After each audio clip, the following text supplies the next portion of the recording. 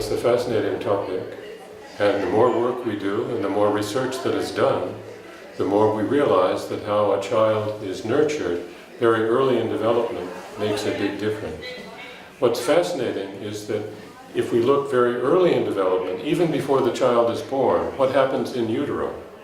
But frankly, even before that, even preconception, what the experience has been of the parents makes a big difference in terms of what the child's outcomes will be.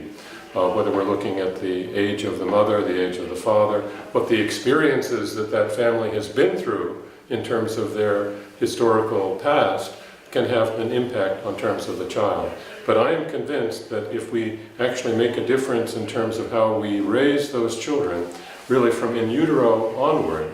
whether you're talking to your baby when the baby is still in your womb, or whether you're actually interacting directly with the child in the first months and years of life, can make a big difference in terms of the outcomes that we see for that child as they become grown up and have the opportunity to become parents themselves.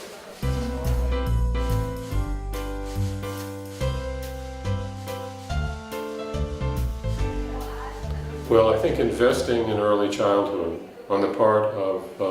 government leaders and policymakers is something that we need to be thoughtful about. And I think one of the exciting things about being part of this conference is to learn about the work that's being done across sectors with regard to early child development and the variety of interventions that are being explored and tested and looked at within low and middle income countries. That said, I'm also convinced that there needs to be more work done in high-income countries as well, because sadly a lot of children are being exposed to very poor environments when they're young, and in fact, whether it's harsh punishment or being exposed to violence, the way in which the mother is being treated by the father, all of these factors really make a difference. And as I said during the presentation, I guess one of the areas that I feel like we haven't really invested enough in is actually looking at the interaction between the parents, the co-parenting, the role of fathers as well as the role of mothers.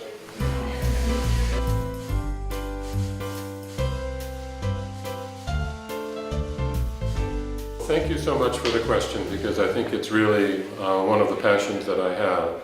And the truth is that the way in which you were raised has a big impact on how you raise your children. That's not set in stone, but it actually is a reality for many, many, many, many families. And for myself, I had a fairly harsh father, and it was only over the course of time that I was able to change. And I see in my children a much better way of responding to stress and response than I had when I was a father.